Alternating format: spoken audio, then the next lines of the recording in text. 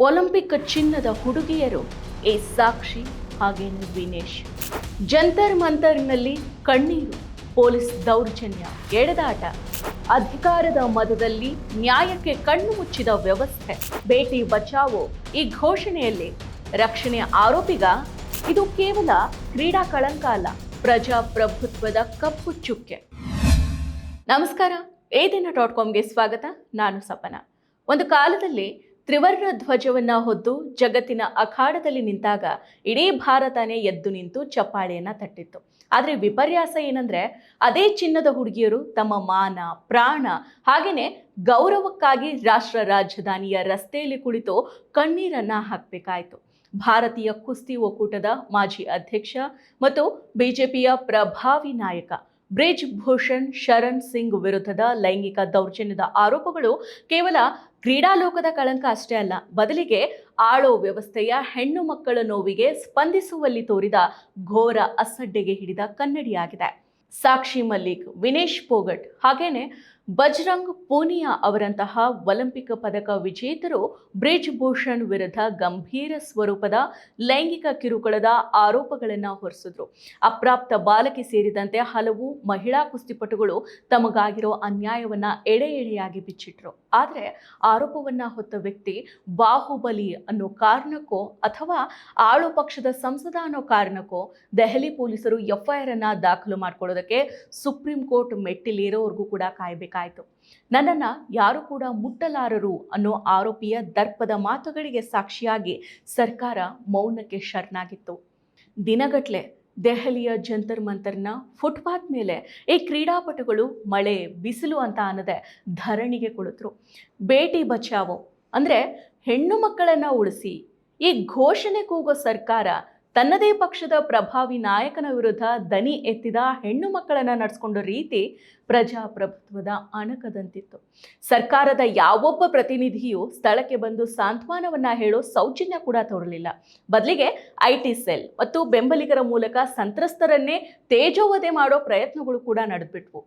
2023 ಮೇ 28ರಂದು ದೇಶದ ಪ್ರಜಾಪ್ರಭುತ್ವದ ದೇಗುಲ ಅಂತಾನೆ ಕರೆಯಲ್ಪಡೋ ಹೊಸ ಸಂಸತ್ತಿನ ಉದ್ಘಾಟನೆ ನಡೀತಾ ಇತ್ತು. ಅದೇ ಸಮಯದಲ್ಲಿ ಅತ್ತ ಕಡೆ ನ್ಯಾಯವನ್ನ ಕೇಳೋದಕ್ಕೆ ಶಾಂತಿಯುತವಾಗಿ ಮೆರವಣಿಗೆ ಹೊರಟಿದ್ದ ನಮ್ಮ ದೇಶದ ಹೆಮ್ಮೆಯ ಕುಸ್ತಿಪಟುಗಳನ್ನ ದೆಹಲಿ ಪೊಲೀಸರು ನಡೆಸಿಕೊಂಡ ರೀತಿ ನಾಗರಿಕ ಸಮಾಜ ತಲೆ ತಗ್ಗಿಸುವಂತಿತ್ತು. ಸಾಕ್ಷಿ ಮಲ್ಲಿಕ್, ವಿನೇಶ್ ಪೋಗಟ್ ಮತ್ತು ಸಂಗೀತಾ ಪೋಗಟ್ ಅವರನ್ನ ರಸ್ತೆಯಲ್ಲಿ ದರದರನೆ ಅವರನ್ನ ಎಳೆದಾಡಲಾಯಿತು. ಬೂಟು ಗಾಲಿನಲ್ಲಿ ಅವರನ್ನ ಹೊಡಿಲಾಯಿತು. ಎಳೆದಾಟಗಳ ನಡುವೆ ತ್ರಿವರ್ಣ ಧ್ವಜ ಮಣ್ಣು ಪಾಲಾಯಿತು. ಅತ್ಯಾಚಾರ ಆರೋಪವನ್ನ ಹೊತ್ತ ವ್ಯಕ್ತಿ ಸಂಸತ್ತಿನೊಳಗೆ ಹೊಸ ಕಟ್ಟಡದ ಉದ್ಘಾಟನೆಯಲ್ಲಿ ನಗ್ತಾ ಫೋಸ್ ಕೊಡ್ತಾ ಇದ್ರೆ, ಹೊರಗೆ ಸಂತ್ರಸ್ತೆಯರನ್ನ ಕ್ರಿಮಿನಲ್ಗಳು ಅನ್ನುವಂತೆ ವ್ಯಾನಿಗೆ ಅವರನ್ನ ತುಂಬಲಾಯಿತು. ಈ ದೃಶ್ಯಗಳು ದೇಶದ ಆತ್ಮ ಸಾಕ್ಷಿಯನ್ನ ಕಲ್ಕಿದ್ವು. ಪೊಲೀಸರ ದೌರ್ಜನ್ಯದಿಂದ ಮತ್ತು ಸರ್ಕಾರದ ನಿರ್ಲಕ್ಷ್ಯದಿಂದ ನೊಂದು ಬೆಂದ ಕುಸ್ತಿಪಟುಗಳು ತಾವು ರಕ್ತ ಬೆವರು ಸುರಿಸಿ ಈ ದೇಶಕ್ಕೆ ಗಳಿಸಿದ ಪದಕಗಳನ್ನು ಹರಿದ್ವಾರದ ಗಂಗೆಗೆ ಎಸೆಯೋದಕ್ಕೆ ಅವರು ಮುಂದಾದರು. ನಮಗೆ ನ್ಯಾಯ ಸಿಗದ ಮೇಲೆ ಈ ಪದಕಗಳಿಗೇನು ಬೆಲೆ ಅನ್ನೋ ಅವರ ಪ್ರಶ್ನೆ ಇಡೀ ವ್ಯವಸ್ಥೆಗೆ ಬಾರಿಸಿದ ಚಾವಟಿ ಏಟಿನಂತಿತ್ತು. ಅಂದು ರೈತ ನಾಯಕ ನರೇಶ್ ಟಿಕಾಯತ್ ತಡೆಯದೇ ಇದ್ದಿದ್ರೆ ಭಾರತದ ಕ್ರೀಡಾ ಇತಿಹಾಸದ ಅಮೂಲ್ಯ ರತ್ನಗಳು ಗಂಗೆಯ ಪಾಲಾಗ್ತಾ ಇದ್ವು. ಆ ಕ್ಷಣದಲ್ಲಿ ಸಾಕ್ಷಿ ಮಲ್ಲಿಕ್ ಮತ್ತು ವಿನೇಶ್ ಪೋಗಟ್ ಅವರ ಆಕ್ರಂದನ ಇಡೀ ದೇಶವನ್ನೇ ಕಣ್ಣೀರ ಹಾಕಿಸಿತ್ತು. ಇಲ್ಲಿ ರಕ್ಷಣೆ ಯಾರಿಗೆ? ಸಂತ್ರಸ್ತೆಗೋ ಅಥವಾ ಆರೋಪಿಗೋ? ಈ ಇಡೀ ಪ್ರಕರಣದಲ್ಲಿ ಎದ್ದು ಕಂಡಿದ್ದು ಬಿಜೆಪಿಯ ಇಬ್ಬಗೆಯ ನೀತಿ. ಸ್ತ್ರೀ ಸುರಕ್ಷತೆಯ ಬಗ್ಗೆ ಉದ್ದುದ್ದಾ ಭಾಷಣ ಮಾಡೋ ನಮ್ಮ ನಾಯಕರು ತಮ್ಮದೇ ಪಕ್ಷದ ನಾಯಕನ ವಿರುದ್ಧ ಗಂಭೀರ ಆರೋಪಗಳು ಬಂದಾಗ ನಡೆದುಕೊಂಡ ರೀತಿ ಅನುಮಾನಾಸ್ಪದ. ಕುಸ್ತಿಪಟುಗಳು ಬೀದಿಯಲ್ಲಿ ಅಳ್ತಾ ಇದ್ದಾಗಲೂ ಬ್ರಿಜ್ ಭೂಷಣ್ ಅವರಿಗೆ ರಾಜಕೀಯ ರಕ್ಷಣೆ ದೊರೀತಾನೆ ಇತ್ತು.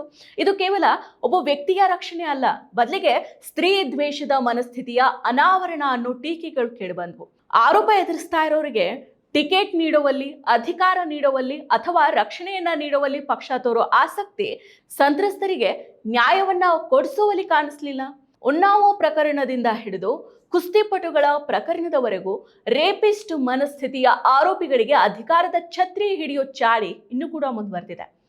ಬ್ರಿಜ್ ಭೂಷಣ್ ವಿರುದ್ಧದ ಆರೋಪ ಪಟ್ಟಿಯಲ್ಲಿ ದೆಹಲಿ ಪೊಲೀಸರು ಲೈಂಗಿಕ ಕಿರುಕುಳ ಮತ್ತು ಹಿಂಬಾಲಿಸುವಿಕೆಯ ಬಗ್ಗೆ ಉಲ್ಲೇಖ ಮಾಡಿದ್ರು ಅವರು ಇನ್ನೂ ಕೂಡ ರಾಜಕೀಯವಾಗಿ ಪ್ರಬಲವಾಗಿಯೇ ಉಳಿದಿದ್ದಾರೆ.